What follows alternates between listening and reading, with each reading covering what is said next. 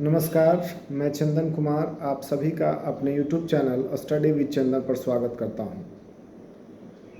आज के इस सेशन का हमारा विषय वस्तु है, एजेंडा है सरकारी नौकरियों की जो परीक्षाएं होती हैं उसमें सफलता कैसे प्राप्त करें। तो मैं स्टार्ट करूंगा हरिवंश राय बच्चन की इन पंक्तियों से।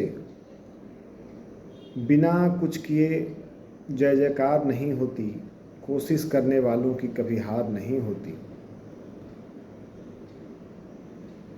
और पूरा सार आप समझ सकते हैं कि किसी भी चीज़ को करने के लिए प्रयास तो करना पड़ेगा। आपका प्रत्येक प्रयास आपके ज्ञान में वृद्धि ही करता है। कई बार होता ऐसा है कि हम 2-3 प्रयास के बाद ये मान लेते हैं कि मेरा नसीब ठीक नहीं है या मुझे नहीं होगा। तो अगर ऐसी ही सोच बल्ब के आविष्कार करने वाले थॉमस अल्वा एडिसन ने सोचा होता तो आज बल्ब हमारे पास न होता। ऐसा कहा जाता है कि अपने सैकड़ों प्रयासों में फेल होने के बाद थॉमस अल्वा एडिसन ने बल्ब का आविष्कार किया था। तो हम आज बात कर रहे हैं कि आखिर विभिन्न प्रतियोगिता परीक्षाओं की तैयारी के दौरान आप अपना मोमेंटम कैसे बनाए रखें और सफलता कैसे प्राप्त करें। प्रिय छात्रों मित्रों, अपने 8 सालों के कॉम्पिटिटिव एग्ज़ाम्स के सफ़र में मैंने यह देखा है, मैंने समझा है और लगभग 5,000 छात्रों को या उससे ज़्यादा छात्रों को ऑफलाइन बैचेज में पढ़ाने के अनुभव के आधार पर मैं यह कह सकता हूँ कि 2 परिस्थितियाँ होती हैं। एक बहुत बढ़िया विद्यार्थी जिसका एकेडमिक काफ़ी अच्छा होता है, 10-12 काफ़ी अच्छा होता है, लेकिन निरंतरता के अभाव में वह राह से भटक जाता है और इस प्रकार रिजल्ट से वो बार बार चूक जाता है। हमने कई ऐसे छात्रों को भी देखा है जो 10th और 12th तक औसत रहे थे, लेकिन 12 के बाद उन्होंने निरंतरता बनाई, नियमित अभ्यास किया, सेट प्रैक्टिस किया, विषयों की समझ को कॉन्सेप्ट क्लैरिटी किया और फिर वो सफल हो गए। ऐसे कई उदाहरण मैंने देखा है। जब हम लोग खुद की तैयारी करते थे, हमने ग्रुपिंग में कई ऐसे दोस्तों को देखा है और कोचिंग जब मैं गया में पढ़ाया करता था उस दौरान भी कई ऐसे छात्र और छात्राओं को मैंने देखा है, समझा है, जिन्होंने अपने मेहनत, अपने पुरुषार्थ और अपना हार ना मानने वाला जिद के कारण तमाम विपरीत परिस्थितियों को गलत साबित किया है।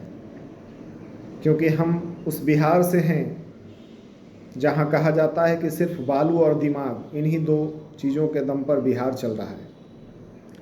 तो हम लोग बात करेंगे कि आखिर कैसे सफलता प्राप्त करते हैं और उनमें क्या खास होता है जो लोग इन सरकारी परीक्षाओं में सफल होते हैं।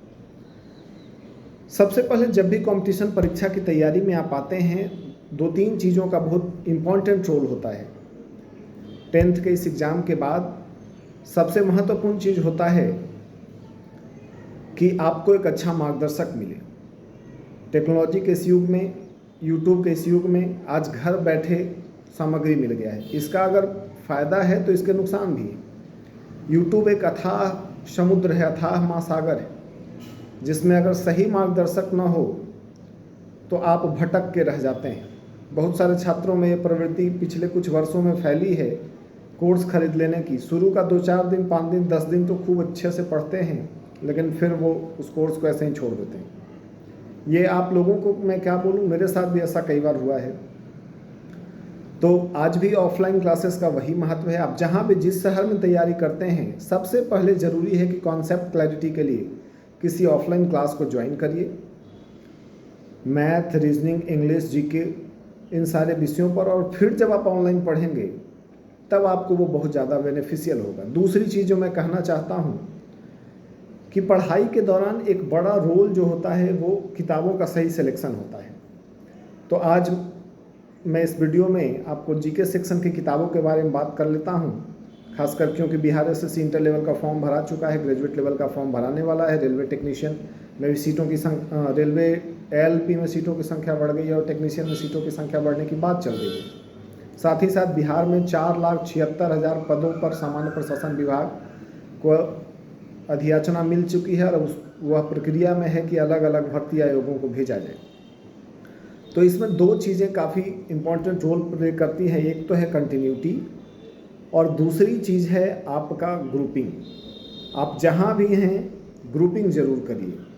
ग्रुपिंग में जो सेट प्रैक्टिस आप करते हैं, उस सेट प्रैक्टिस के माध्यम से आपको आपकी कमजोरी पता चलता है, एक पॉइंट। और दूसरी पॉइंट ये है, उसका एडवांटेज ये है कि अगर 20 लोग हैं और आपका रैंक 18, 19, 20, 16, 17 आ रहा है, इसका मतलब कि आप कहीं भी नहीं हैं, अभी आपको काफ़ी मेहनत करने की ज़रूरत है। लेकिन अगर ग्रुपिंग में 20 सीरियस लोग हैं और आपका रैंक 1, 2, 3, 4 आ रहा है, या फिर आप इसके लिए मेहनत कर रहे हैं, तो फिर आप में काफ़ी सुधार होने की ज़रूरत है, काफ़ी सुधार हो सकता है। तो ग्रुपिंग आप जहाँ भी हैं ज़रूर करें। साथ ही साथ आज के जो भी परीक्षाएं आयोजित हो रही हैं, उसमें करंट अफेयर का रोल काफ़ी बढ़ गया है। और लोग करते क्या है कि लास्ट टाइम में जाके वार्षिकांक 6 महीना 1 साल एडुटेरिया का, प्लेटफॉर्म का, स्पीडी का या फिर किसी भी पब्लिकेशन का खरीद लेते हैं और लगता है कि सब कुछ पढ़ जाएंगे।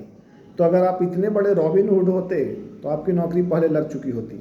इसलिए मैं आपसे आग्रह करूँगा कि आप मंथली मैगजीन, चाहे तो अरिहंत का समसामयिकी महासागर हो, चाहे वो सक्सेस मिरर हो, चाहे वो कुमार गौरव का जो आता है मंथली, कोई भी एक मंथली मैगजीन आप पढ़िए। क्योंकि आज के विद्यार्थियों में न्यूज़पेपर पढ़ने की आदत तो रही नहीं। अगर आप समाचार पत्र दिन प्रतिदिन पढ़ रहे हैं तो बहुत अच्छी बात है। दूसरी बात की एक होता है सेल्फ मोटिवेशन। कई लोग कहते हैं कि जब साल 1.5 साल तैयारी करने के बाद भी नहीं होता है, बहाली नहीं आता है, तो लगता है कि अब इसे छोड़ देना चाहिए। तो भाई मोटिवेशन तो सबसे बड़ी चीज़ ये है कि जब भी आपको ये लगे कि आपका रिजल्ट नहीं हो पाएगा या आपको छोड़ देना चाहिए, तो एक बार अपने माँ के चेहरे को याद कर लेना, एक बार अपने पिता के चेहरे को याद कर लेना, जो इस उम्मीद में बैठे हैं कि मेरा बेटा अब सफल हो जाएगा। क्योंकि तुम्हारी सफलता तुम्हारे माँ बाप, तुम्हारे भाई बहन सभी का प्रतिष्ठा ऊंचा करेगा, सभी का सर गौरव से ऊंचा हो जाता है। और एक बार नौकरी में आके तो देखो, जो समाज तुमको पूछता था कि अरे करता क्या है, घूमते ही तो रहता है, वही समाज तुम्हें पूजेगा। वो समाज तुम्हें प्रतिष्ठा की दृष्टि से बैठाएगा। देखो भैया आए हैं, पूछ लो इनसे कैसे पढ़े थे, देखो दीदी आई है, पूछो इनसे कैसे पढ़े। योजना एवं विकास विभाग में प्रशिक्षण के दौरान विपार्ड में हम लोगों ने इस बात पे काफ़ी चर्चा किया है, और बाद में के जीवन में भी जो लोग देख रहे होंगे वो सहमत होंगे कि नौकरी के बाद के जीवन में कितना बदलाव आता है। तो मेरे कहने का मतलब यही है कि अगर आपकी तैयारी अभी शुरुआती दौर में है तो पहले सारे विषयों का फाउंडेशन कर लीजिए, और उसके बाद लगातार सेट प्रैक्टिस करिए और अपनी कमज़ोर कड़ी को पहचानिए और उस पर कमी करिए। काम करना चाहिए, उसको सुधारिए। सुधारने के लिए उस समय अगर आप ऑनलाइन माध्यमों का सहारा ले रहे हैं तो फिर अच्छी चीज़ है।